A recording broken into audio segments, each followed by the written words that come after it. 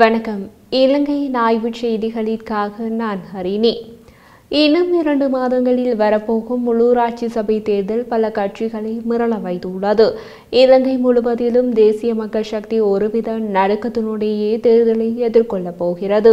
காரணம், சமீபத்தில் நடந்த நாடாளுமன்ற தேர்தலில் தேசிய மக்கள் சக்தி பெற்ற மிகப்பெரிய வெற்றியை உள்ளூராட்சி சபை தேர்தலிலும் தக்க வைத்துக் கொள்ள முடியுமா என்பதே அவர்களது நடுக்கத்திற்கு காரணம்.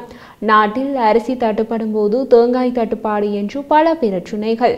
மலையகத்தில் பொங்கல் பண்டிகையின் போது பலர் பொங்கல் வைக்கவில்லை. காரணம், அரிசி தட்டுப்பாடு. மட்டக்களப்பு மாவட்டத்தில் இராணுவ உளவுத்துறைக்கு கிடைத்த தகவலின்படி ஓட்டமாவடி ஜுமாபலி வீதியில் உள்ள ஒரு களஞ்சியத்தில் சோதனை நடத்திய போது மட்டக்களப்பு நுகர்வோர் விவகார அதிகாரிகள் இந்தியாவிலிருந்து இலங்கைக்கு இறக்குமதி செய்யப்பட்ட அரிசியை கண்டுபிடித்தனர்.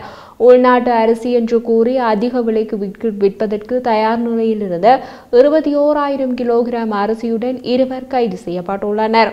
இறக்குமதி செய்யப்பட்ட அரிசி தொகை ஒவ்வொன்றும் 30 கிலோகிராம் கொண்ட 700 மூட்டைகளில் அடைக்கப்பட்டிருந்தது.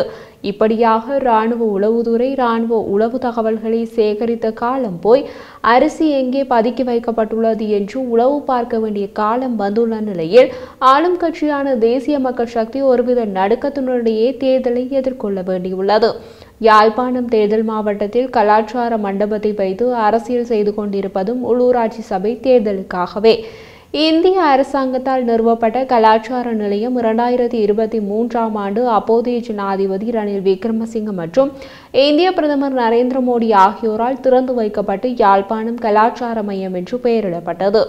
ஜனவரி 18ஆம் தேதி இந்திய தூதர் மற்றும் பல நாடாளுமன்ற உறுப்பினர்கள் கலந்து கொண்ட நிகழ்ச்சியில் திருவள்ளுவர் கலாச்சார மையம் என மறுபெயரிடப்பட்டது.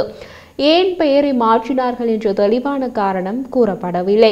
இந்திய பிரதமர் மோடிதான் பெயரை மாற்றி திருவள்ளுவரின் பெயரை வைக்குமாறு கூறியதாக இந்திய தூதரகத்தில் சொன்னார்கள். 2023ஆம் ஆண்டு யாழ்ப்பாணத்தில் திறக்கப்பட்ட கலாச்சார மண்டபத்தில் 2025ஆம் ஆண்டில் பிரதமர் மோடி ஞாபகம் வைத்து பெயரை மாற்றச் சொன்னாரா? திடீரென திருவள்ளுவர் மீது பிரதமர் மோடி அபிமானம் ஏற்பட்டது ஏன்? தமிழ்நாட்டில் உள்ள ஏதாவது கட்டிடத்தின் பெயரை மாற்றி திருவள்ளுவரின் பெயரை வைத்திருக்கலாமே. சென்னையில் உள்ள பாரதிய ஜனதா கட்சியின் தலைமை அலுவலகத்திற்கு பெயர் கமலாலயம். அதை மாற்றி அதற்கு திருவள்ளுவரின் பெயரை சூட்டியிருக்கலாமே. அதை விட்டுவிட்டு யாழ்ப்பாணம் வரை ஏன் வர வேண்டும் என்ற கேள்விக்கு யாரிடமும் பதில் கிடையாது. அரசியல்வாதிகள் இதை பெரிய விஷயமாக்கினார்கள். டக்ளஸ் தேவானந்தா எதிர்ப்புக்குள்ளர் எழுப்பினார். நகரின் பெயரை கைவிடுவது குறித்து அப்பகுதியை பிரதிநிதித்துவப்படுத்தும் அரசியல்வாதிகள் எதிர்ப்பு தெரிவித்ததால் அது யாழ்ப்பாணம் திருவள்ளுவர் கலாச்சார மையம் என பெயர் மாற்றப்பட்டது. யாழ்ப்பாணம் திருவள்ளுவரா? யாழ்ப்பாணம் திருவள்ளுவர், மட்டக்களப்பு திருவள்ளுவர், முல்லைத்தீவு திருவள்ளுவர் என்று ஊருக்கொரு திருவள்ளுவரை கொண்டு வர இது என்ன விளையாட்டு? இது தொடர்பாக கருத்து வெளியிட்டுள்ள யாழ்ப்பாணம் நாடாளுமன்ற உறுப்பினர் ராமநாதன் அர்ஜுனா, இது தேசிய மக்கள் சக்தியின் தலைமையில் உள்ள இலங்கை அரசின் திட்டத்தின் ஒரு பகுதி என்கிறார். யாழ்ப்பாணம் என்ற அடையாளத்தை அகற்றும் திட்டத்தின் ஆரம்ப கட்டம் இது என்கிறார்.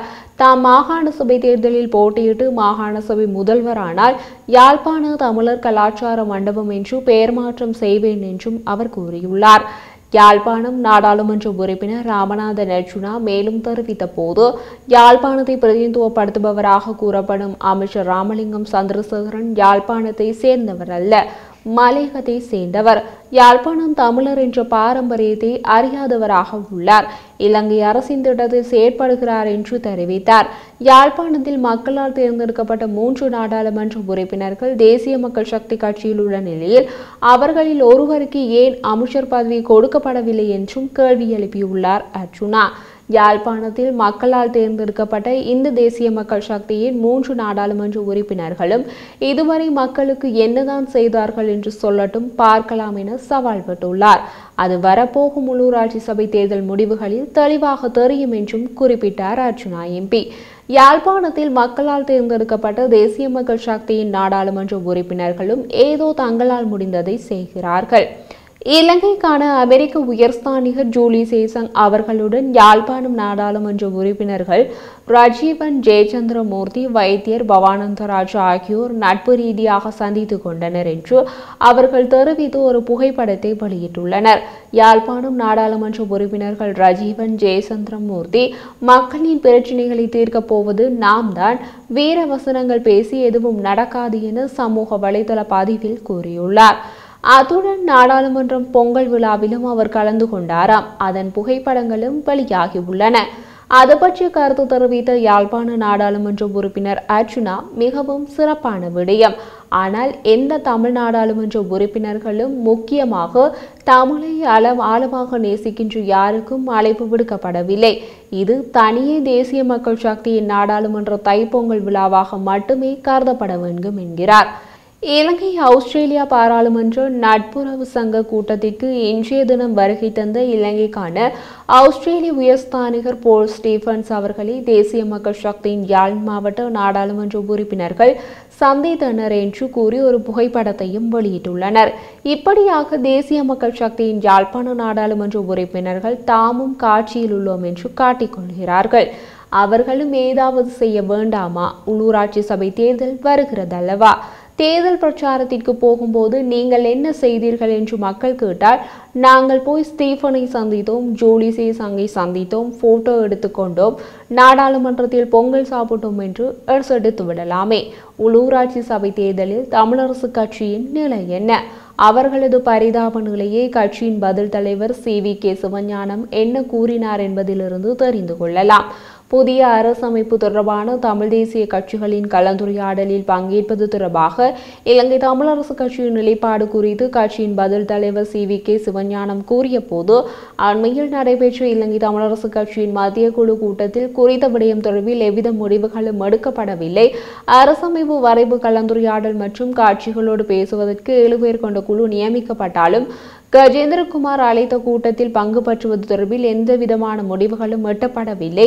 ஆனபடியால் அதில் எமது கட்சியினர் கலந்து கொள்வார்களா என்று எனக்கு எதுவும் தெரியவில்லை. ஒரு முடிவு இல்லாதபடியால் அநேகமாக கலந்து கொள்வதற்கு சாத்தியங்கள் குறைவு என்றுதான் நினைக்கிறேன். ஆனாலும் ஒரு சிலர் சென்று கலந்து கொள்வார்களோ என்பது எனக்கு தெரியாது. உண்மையில் பங்கேற்பதா இல்லையா என்று எந்த முடிவும் கட்சியினால் எடுக்கப்படவில்லை.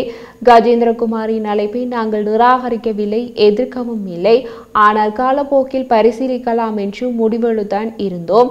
ஆனால் 25ஆம் தேதி கூட்டம் தொடர்பாக தெளிவாக தெரியவில்லை. தமிழரசு கட்சியின் பதில் தலைவராக நான் இருந்தாலும் கூட்ட தொடர்பில் அறிவிப்போ அழைப்போ எனக்கு கிடைக்கவில்லை. இதுபோன்று எமது கட்சியின் பொதுச் செயலாளருக்கும் அழைப்பு கிடைத்ததோ என்று எனக்கு தெரியவில்லை. ஸ்ரீதரன் எம்பியிடம் தான் குறித்த விடயம் கதைக்கப்பட்டது என்று கேள்விப்பட்டேன். அப்போது என்ன பேசினார்கள் என்பதை எனக்கு யாரும் சொல்லவில்லை என்றார். தமிழரசு கட்சியின் தலைவருக்கே எதுவும் தெரியவில்லை, அல்லது கட்சியில் நடப்பதை யாரும் சொல்லவில்லை என்று பரிதாபமாக சொல்கிறார். இதற்கு மேல் நாங்கள் என்ன சொல்வது?